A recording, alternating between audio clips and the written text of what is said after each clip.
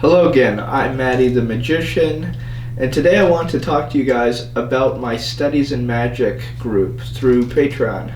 This is a platform that I use for live streams and for group discussions. And what the Studies in Magic group is it's a group of people who come together once a month to take part in a live stream that I do. And this live stream are on my current studies in magic. So whatever I'm working on in magic in that month, I talk about it. And this could range from a routine. Past routines that I've gone over, for example, are the reverse card plot, triumph, oil and water. I've also gone over the handling of double cards. Some of these are technical, some of these are non-technical, but these are all things that I'm studying in magic, and they could be subjects such as forcing. It could be a certain magician, his technique. It could be on an effect or a principle. But every single Studies in Magic group is different. Sometimes it's on something more abstract. For example, in this sample that you're about to watch, I talk about how to practice, which it sort of seems self-evident. Oh yeah, you just sit down and practice every day and you'll get better, and it's not that simple. So I really break down the best practices that you can use from my perspective on how to practice. So that's what you're about to watch. It's not the whole thing, but it's a sample so you can sort of see what it's like. I would have put another one up, but again, I'm not into exposing magic on this platform. I don't feel that this is the place to do that, to expose magic. So I want to show you guys what one of the Studies in Magic groups, one of the live streams is like without exposing secrets to you. So enjoy the sample. Hello, hello, hello. How are you guys doing today? We are going to be talking about practicing, but before we practice, I thought I would get myself ready. I literally just got in. I was taking Akaba, who actually you can see right there, for a little walk, just so that he hopefully stays a little bit more calm while we do these. That's where his cage is, by the way. Right now, I've emptied this room. This room just has this table that you guys will see in a moment. And my bookshelf and these mirrors, and really just working on getting this made into a studio. By the way, yesterday I had my auction with Potter and Potter, and I was hoping to grab that photo of Francis Carlyle for the Carlyle Club, but unfortunately,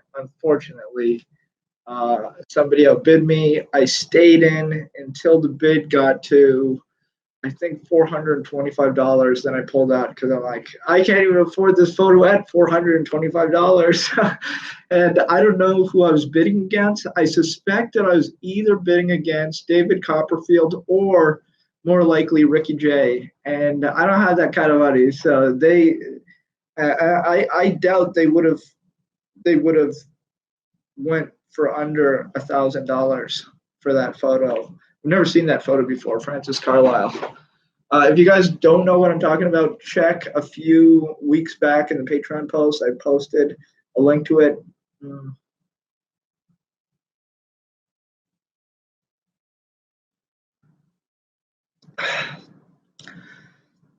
just going to hydrate myself a little bit before we get into the meat of this. I'm extremely dehydrated.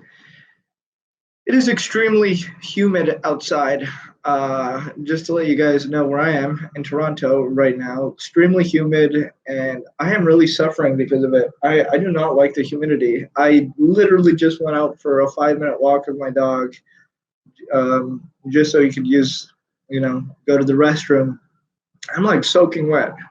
So just trying to drink water.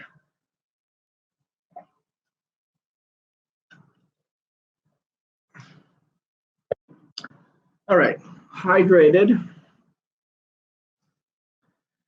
What we're going to need today to talk about practice, and this is something you guys all should have, is 3 decks of cards. The first deck that you're going to have is a deck that's worn out. You can see that this is an older deck. It has some damage to it. It's all sort of bent up, crimped up. You can see those crimps and bends. This has been a deck that I just sort of use when I'm on my couch or my balcony, and I just throw the cards around and play with them constantly. I don't even have the box for this anymore. This is called sort of a poop deck. So you're going to have an older, more worn out deck. Then you're going to have a deck that is in sort of perfect condition, but not brand new. This is a deck that you've used before, that you've worked in, and it's going to feel perfect. I don't know if you guys know that feeling when you've worked in a deck for half an hour, 45 minutes, and it's just like perfect. It's not too slippery, not too sticky. It's not all bent up. It's just like, it's worked in. Like it has the right amount of give to it, the right amount of bend. It's not too firm, not too flexible. So that is going to be the second deck you're going to have. Let me sort of move this down so you can see that. Whoops. So that's the first deck. This is the second deck you're going to have right over here. And then the third deck is going to be a brand new deck. This is literally a brand new deck.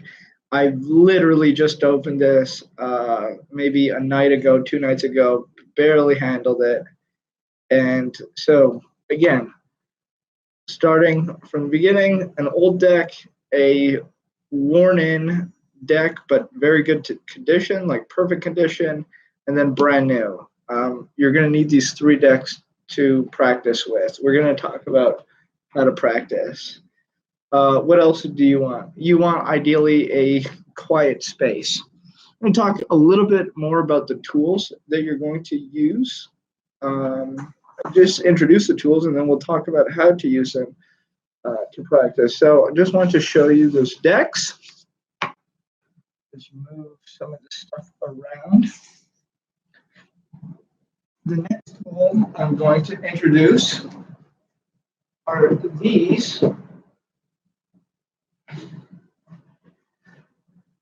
And these are my practice boards. So I'll go over what these are in a moment. Let me sort of put this like this so you can see. These are my, make sure my seat is comfy. My pants are comfy. It's very important to be comfortable when you're practicing, as you can tell.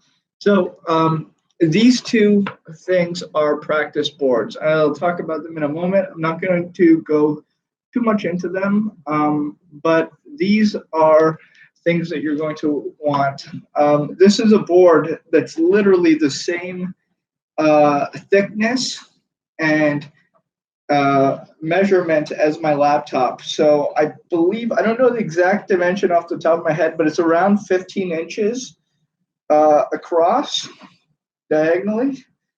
But I could give you guys the measurements. I would have to measure it out.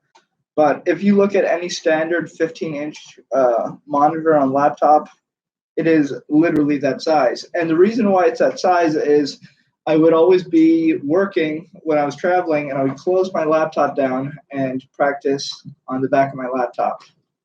So this is a practice board. This is an amazing tool. I cannot wait to explore this tool with you. Let me move this cushion for a little bit, just so I have some more room to go back. So when you are using the practice board, by the way, regardless of which one you use, oh, got a little scratch on that practice board. You're going to put your deck on it, and by the way, the great thing for the practice board for me is I can shuffle and do all my techniques on my lap, and then come over here and use the board. For the audience, they're usually, my feet are not blocking the view, but because I'm using my webcam on my laptop, the camera is like literally at this level. I'm putting my hand as the same level as the eye on the laptop, the camera. Usually you'd have somebody looking down, and so they would see more of that surface. But right now, I'm sort of blocking. Um, and okay, so anyways, this is just something that goes on your lap. You use it. You can deal on it. You can, do whatever you need to do. I will talk about these. I was introduced to these practice boards through a friend of mine. I'm not too sure how much I can say about them because part of them is supposed to be secret. However, my friend did publish a book. So if you do want to read that book and you want to hear more about the history of the practice board, pick up the copy of The Expert at the Card Table by Joe Christ and Rosa Paulin. They have a website. It's called Artifice, Ruse, and Subterfuge. They did a Kickstarter. They did their own edition of The Expert at the Card Table, which coincidentally is the book we're talking about next month. And they did it with all new photographs of Joe Christ doing the techniques from the book, and Rosa took those photographs. So if you do want to read more about these practice boards and the secret behind them, why they're great for practice, pick up that book, because I'm not too sure how much I'm supposed to talk about this specific tool. But I'll talk about this again. I actually can talk about this. This is sort of the same thing. This is a practice board. This was made from a piece of walnut. I believe this piece of walnut came from Iowa. It's exactly the same dimensions. I had it cut down smooth and just had a nice varnish on it throughout the years. And so I travel with this. This goes in my backpack. It does have a few scratches in some place, which I'm kind of really angry about because it was in perfect condition. I don't know what happened to it, but it has picked up a little bit of chips and stuff in some places, but that's natural. This is wood, this is wood, this is real wood. So these things are not going to last forever, but they should last you quite a while. Again, the thickness is about the same thickness as my laptop. Basically, this is the same dimensions as my laptop. What I like about this one, which is walnut, is it has a little bit of a weight to it, which is good when you practice. When you practice, here's the thing. If you're at home, you should ideally have a practice area. And that area should be a card table. You can buy a small little card table, which basically is small enough for one person, but you could, if you wanted to, fit 2 people on it to eat or 4 people around it to play cards. But you can buy one of those card tables. I might post a link to a picture of a card table, and you just want to have the right fabric covering it to do your slides. This is more for when you are on the move, or if you don't have a dedicated table. The reason why I use this so much is when I was performing, I always do certain techniques on my lap, like when I shuffle, and there's just different techniques that I always do on my lap. And when I put the cards on my lap, the table is usually like this high. And so when I was performing, there would be many times where I would suddenly take the card from the table and put it on my lap. And even though I was doing a technique, but I was trying to let people see it. So I had a weird problem where I would have to move my chair back away from the table, then lean really forward to put objects on the table. And it just wasn't a good viewing situation. But now that I use these boards, I can just sit this on my lap, shuffle, put the cards down, everything. If you do practice with one of these, this This is just the most basic version, but on both versions of these, whether you have it covered or uncovered, you can either have this smooth or you can have it with a lip.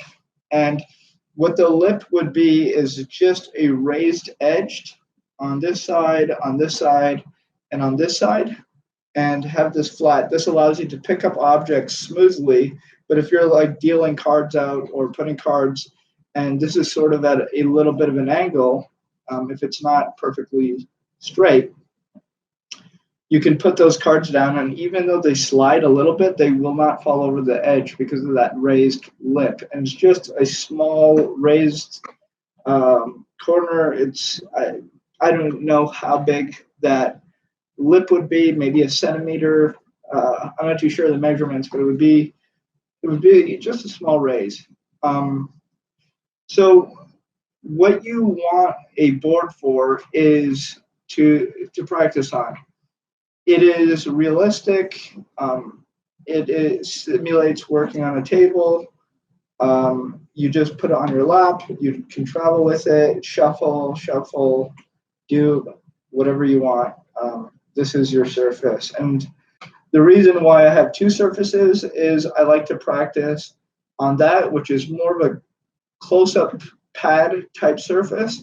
It doesn't have as much give. It's not as soft as a close-up pad because it doesn't have any padding underneath this, but it does have that sort of texture. It's very similar to if you were working on a card table with cloth, or if you go to a casino and they have that casino table.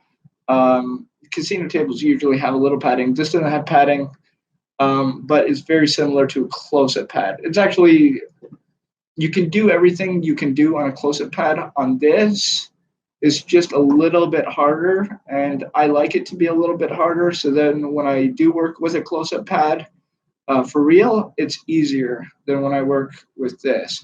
So it's one of the secrets in magic. You always want your practice to be a little bit harder than what you're performing. So the stuff that you're performing is a little bit easier than what you're practicing. You always want your real skill to be slightly higher than what you are performing from your audience. You want to always be better than you're showing. If you're doing something that is the best that you can do and you can't do better, it's more likely that you're going to mess up when the time comes for you to do it. So just keep that in mind. And again, so I use that board, which has that surface, which is easy for me to work with doubles on, easy to do certain stuff, easy to pick up cards from for the most part. And this, which is a wooden surface, which is a lot harder. When you put a double down, for instance, got to reach for that deck. When you put a double down, it's much harder. You have to be much more aware of what you're doing, the technique, and it also teaches you how to slide double, because usually when you have a double on a surface, wooden surface or glass surface like this, the only way that you can really pick it up is to pull it to the edge and do a quick readjustment if it gets a little bit misaligned, and then lay it back down. And this sort of allows me to practice that. I just screwed up. But this allows me to practice that. Try that again. So again, you just want to use this, practice all your card work. It's also much harder to shuffle on this surface. But the theory is you always want to practice, because in real life, you never know where you're going to be performing. Maybe you're asked to do a performance at the bar, and you're used to shuffling on your close-up pad in your room, and everything's set up a certain way. And then you get to the bar and you want to do your triumph effect, or you want to do one of your card routines that requires a certain type of surface, and all of a sudden, you screw up the shuffles, things get messed up. So I have a regimen in which I practice with this, and I practice with that, and I practice on a close-up pad with the different decks. And I'm going to talk about how I do that. So, before I talk about the specifics of the practice, I want to talk more about just the general theory practicing before we get into the specifics of how do I practice. When you practice, I'm going to actually bring this cushion back here, make this a little bit more comfortable. A little bit more comfortable. So, when you practice, you want to be comfortable. You want to be alone. A lot of people say that they practice 8 hours a day, 10 hours a day, 16 hours a day. It's not true. There are guys like Richard Turner and, a lot of the cardistry kids these days who constantly have cards in their hand. I would recommend it as well. Always have cards on you, always have cards that you're playing with. It just helps you in your general handling and skill. Danny Ortiz always has cards in his hands. But that time that you're spending with cards in your hand when you're watching TV or you're walking down the street or you're just, on the bus or you're, doing something like that, that is not, to me, practice. Practice is something that's very specific. And you need to practice with a goal in your mind. And your practice always needs to be focused around a routine, or what I mean by routine is something that simulates real life. You don't want your practice to be a waste of time. So, for example, let's say you're practicing. Get this to give you an example here. Move this slightly back so you guys can see this. Let's say you are going to be practicing false dealing. What you would do is usually when people practice false dealing, you'll see them, they're dealing boom, boom, boom in one pile, and it's not real. Or they're dealing 1, 2, 3, 4, 1, 2, 3, 4. It's not real because when you're doing that dealing motion, you would never be dealing in these piles. If you're dealing for a gambling routine, deal where you would actually deal. This is going to help you train your fingers and your muscle memory and everything so that you're doing it for real when you're practicing. You're not practicing one way and then performing another way. And so what you're going to do to help you do that is use these coins. You're going to lay these coins out, one coin to you, which is you are a player, one coin out here to the second player. You guys can barely see that. Actually, you guys can't even see that. I'll be generous and put the second player over here. One to the third player, which is in this corner. One to the fourth player, which is in this corner. And one to the fifth player, which let's again be generous and say it's over here. Okay, so now when you're doing your dealing and you really are dealing those cards out and you're practicing your false deals, you're practicing them for real, sailing those cards, throwing them in each direction. And that way you're actually practicing the way that you will be using that technique. When you are practicing, always practice as if you were doing it for real. Okay?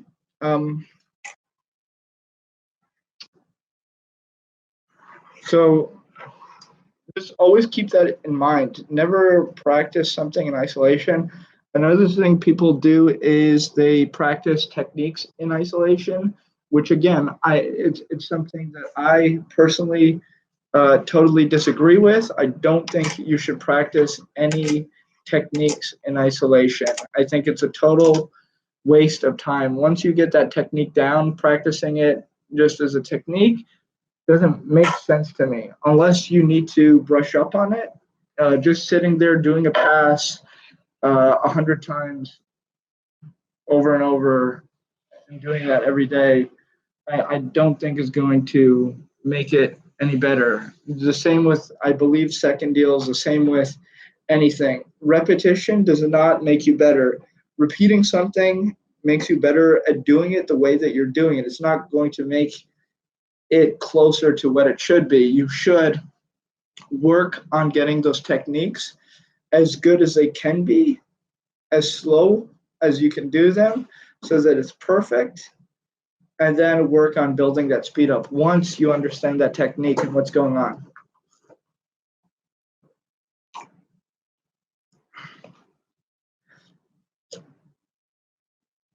So, how do you? Another thing about practice.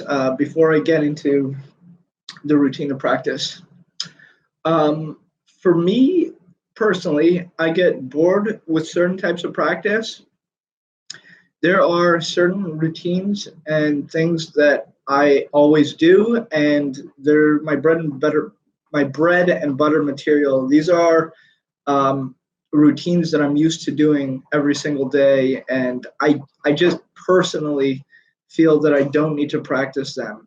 And when I do practice them, I get extremely frustrated and bored because I'm like, oh, I don't want to practice this, and it makes me hate practicing. So one of the ways that I overcome that is by keeping everything fresh. And that doesn't mean that I only practice new things, but I design my practice. So I practice my old stuff in the beginning, just to get it through. Let's say I have 5 routines that I need to practice. These are my old routines, my bread and butter routines. I'll practice those first. And then once I'm finished practicing those, I'll then move on to that new routine that I'm working on. And so I save that to the end, that new routine, just because it's like exciting for me. It's more challenging, and saving it for the end is like a reward. So it's like, okay, as a reward for practicing the old stuff, I get to practice the new stuff, and it just helps it keep it interesting for me. Because otherwise, I would just be way too bored practicing old material. I'd just be like, oh, I don't want to practice this. Let me just focus on the new stuff. And that's the wrong way to approach it, because you should always be practicing all your material just to, just to keep it active. It's like going to the gym and you've been working out a certain muscle, right? Let's say you've been working out your biceps or, I don't know, any muscle, and you've been working it out and it's getting, stronger, the muscle's growing, and would you say like, oh, you know what, that muscle is already big enough, you know what, I'm going to stop working out that muscle completely, I'm just going to work on this new muscle? And it would be as stupid as that, because what would happen is that muscle that you've been working on, that's been getting stronger, that's been growing, without working it out, will slowly get weaker. And that's what happens with your magic. When you work out something that becomes really strong, if you stop touching it, if you stop practicing it, if you stop using it, it'll become weaker. It'll be like if you're doing a show and you do a certain piece like hundreds of times, and it's getting really good, and a lot of people are seeing it, you're able to experiment, it gets better and better, and then suddenly you're like, the run of the show's over, I'm going to stop performing that material. All that progress that you made with that material will slowly disappear. So the next time you perform that material 6 months later, you haven't performed it for a while, it's not going to be as good as when you were performing it at the end of your run, if that makes any sense to you. So again, you want to practice in a way that keeps you and your old material focused, as well as the new material. And to motivate doing that, you want to do the old material first, do the new material last. Or you could also mix it up. I often mix up my material and try to see how to get from one routine to another.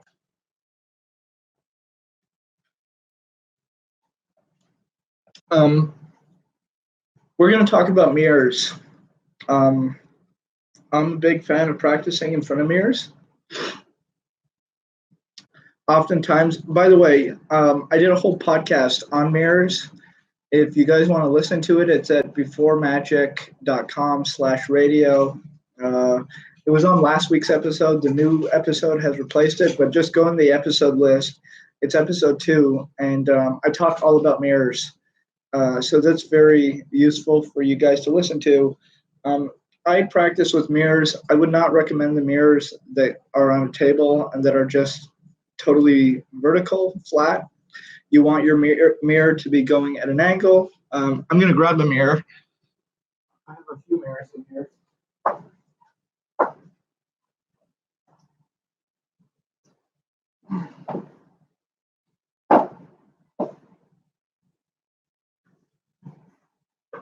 So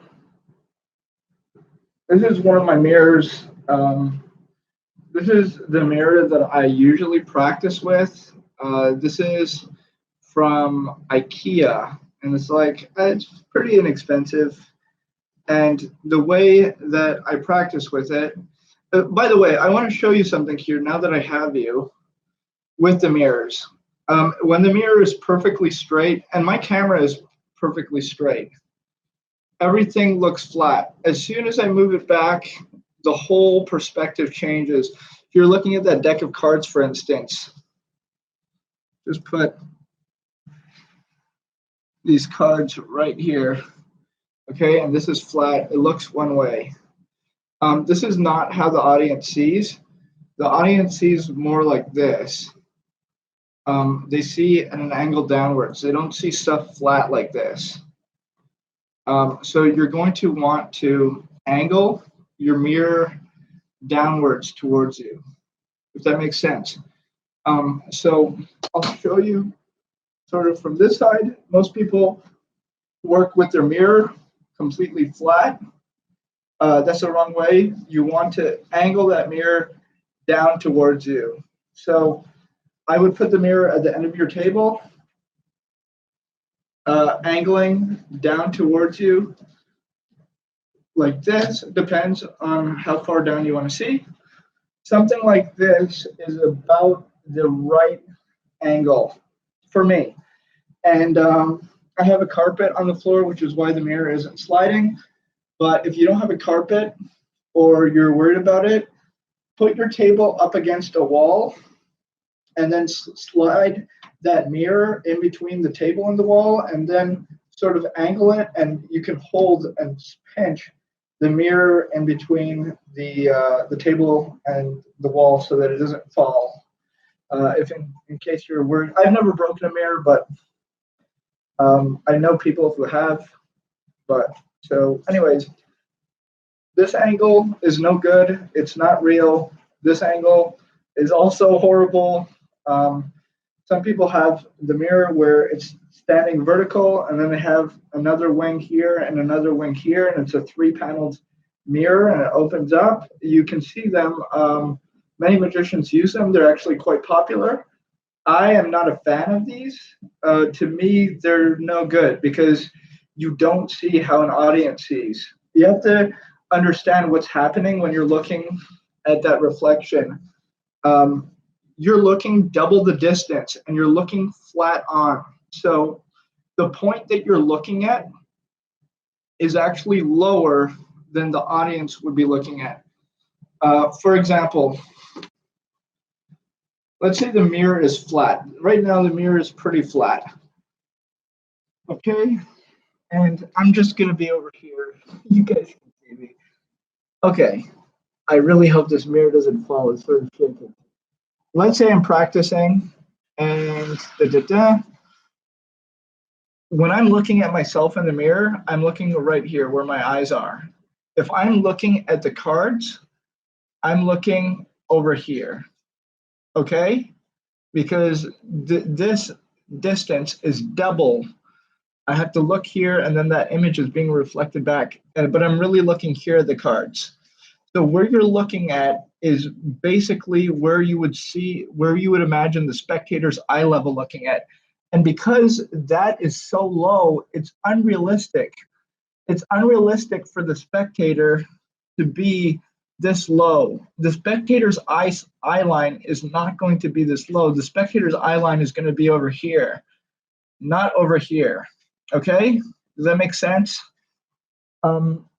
This is something I realized by myself. I don't know if anybody's written about it, but you when you're looking at yourself in a mirror and you're looking at your cards in your hand, you're reflecting over here, which is much lower than the spectator's eye line would be. So you're seeing at a lower angle than the spectator sees. That's why people practice and they're like, oh, why is a spectator seeing this?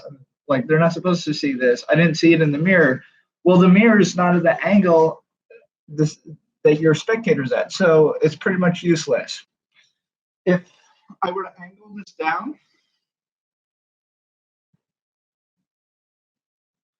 like how I do, like this, it's much more realistic. That way, I'm looking over here. To see the cards over here, this is where I'm seeing, this is where I'm looking at. You guys can't see my eyes, but this is exactly where my eyes are to see those cards, which is much more close to where a spectator would be looking at in terms of their line of sight. And boom, it bounces straight down. So that's much more realistic.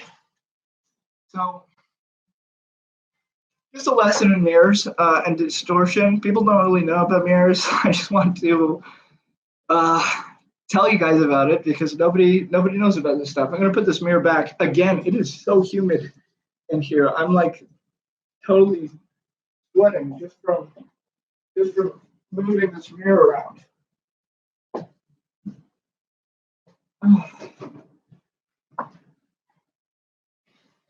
That was hard work. Oh, that was actually hard work. It's hot, man. It is hot today.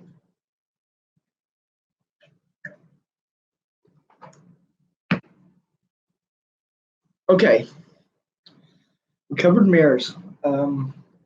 We covered the cards. We covered the surface. Okay, we went over the general theory. Now we're going to get into how to practice. So, a lot of people practice with their script, saying it out loud. I don't. I believe it's a personal choice. For me, if I practice out loud and I'm speaking out loud when I'm practicing, I feel that it deadens the performance. I feel like if I practice out loud, then I'll become robotic in my speech. And so I go through my script inside my head as I'm doing the moves. I'm saying everything, but silently. My mouth isn't moving. Or maybe I'll be whispering it. But my mouth usually isn't moving. I'm thinking, I'm making all the moves like I would in the routine here. You know, I'm giving the instructions like I would usually do, point, but I'm not speaking.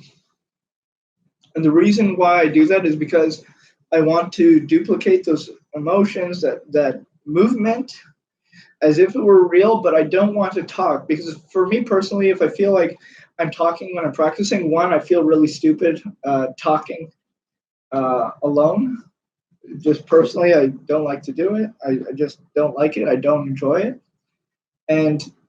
But that's not the main reason. The main reason is I feel like when I do it for real, I'll be missing that live interaction if I'm just repeating words in a certain way. I feel like the moves should be in a certain way, but the words should reflect more on the moment and the personalities, and it should respond to the people who are in front of me. Maybe I have somebody who's really funny or somebody who's really serious, or whatever the situation is. I want my voice to reflect that. So that's why I don't practice out loud.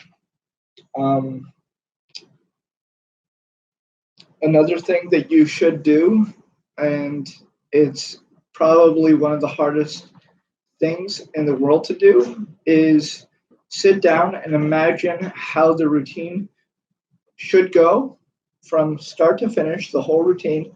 See it as a movie in your head. And when you practice, it should be like you are performing that film.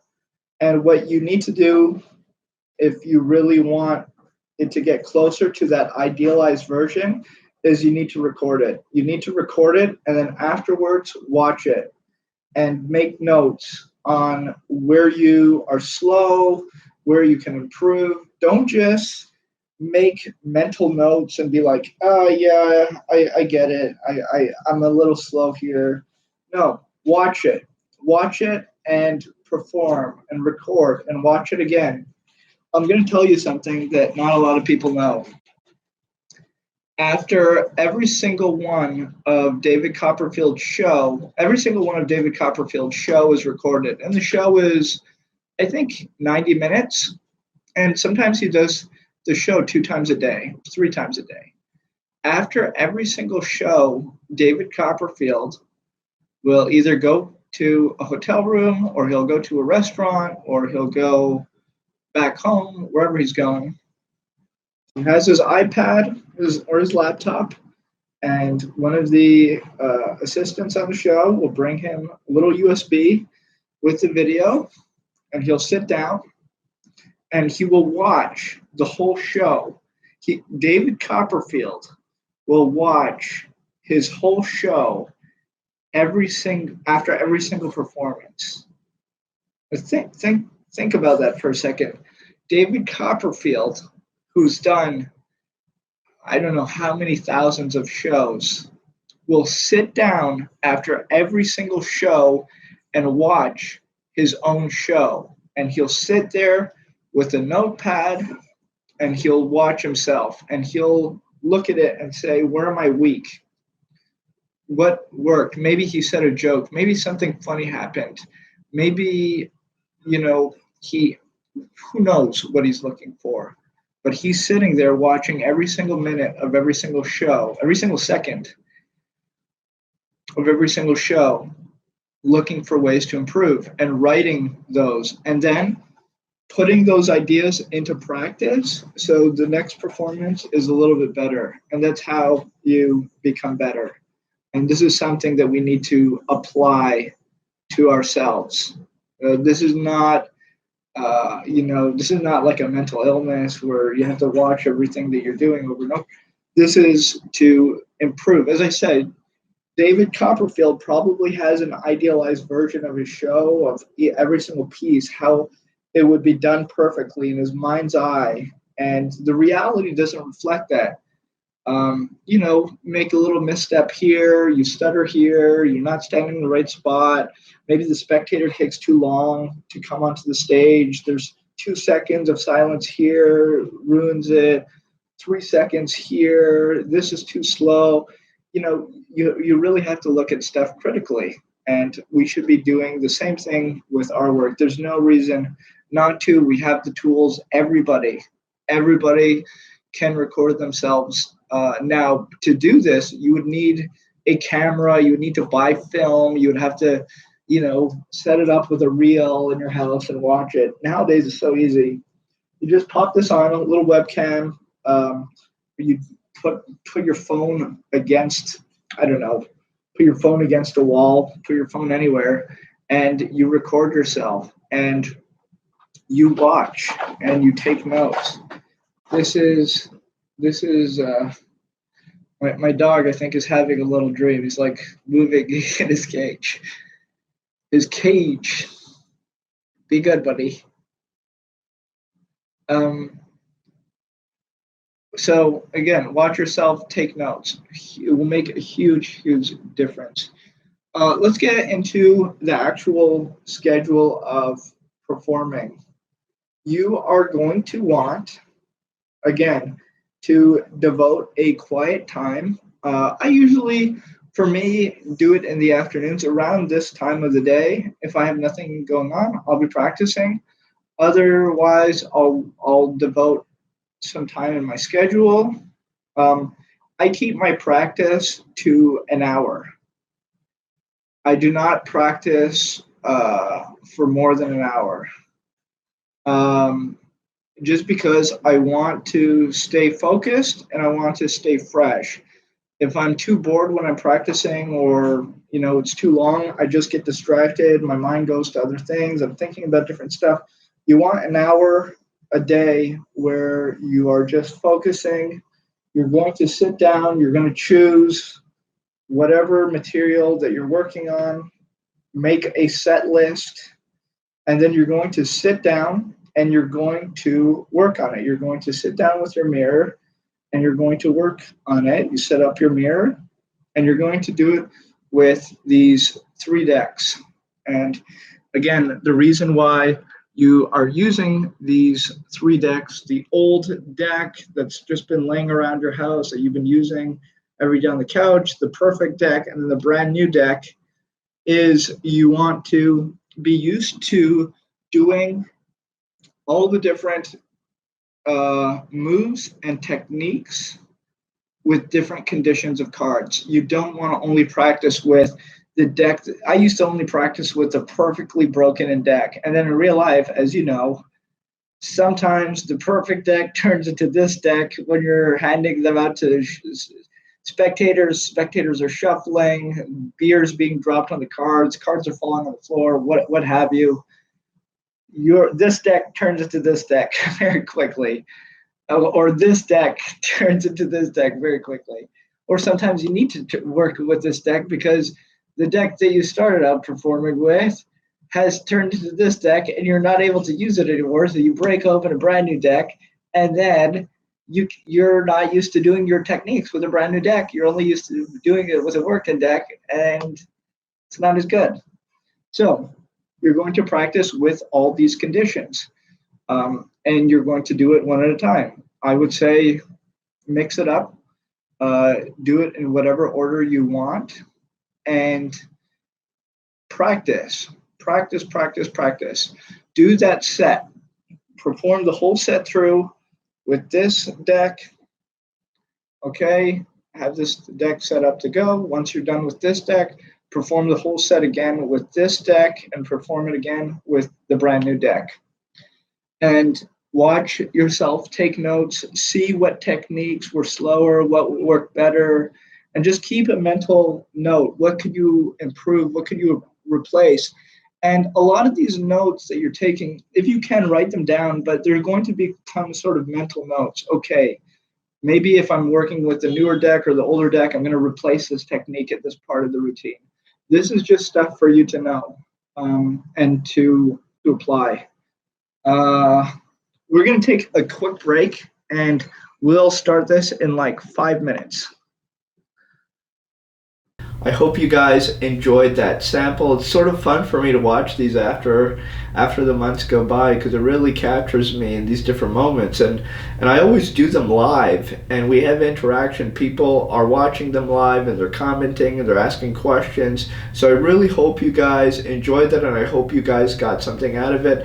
Every single live stream that we do is around an hour. Sometimes it's longer. Usually it's longer. It's about an hour and a half, 2 hours for the studies in magic. Sometimes it's broken up into different parts. For example, I had to break it off because I had something to do, and I continued another day. And the people in my Patreon are pretty fine with this. We sort of schedule it in advance, and we try to stick to the schedule so that everybody can take part. But if you guys are interested in taking part and joining my Patreon, that's sort of what a Studies in Magic group is like. That's a non-technical one. Most of them are much more technical. I'm going into sleight of hand, I'm going into principles. I am talking about the real secrets of magic, things that will make you a better magician. So if you guys are at all interested, you guys can find the link to my Patreon below. It's patreon.com/Mahdi the Magician. There's also a link up the side. There's links everywhere, so you guys can check that out. Hope you guys enjoyed this look, and I will see you guys soon. See you in the next one. Enjoy your weekend. Bye.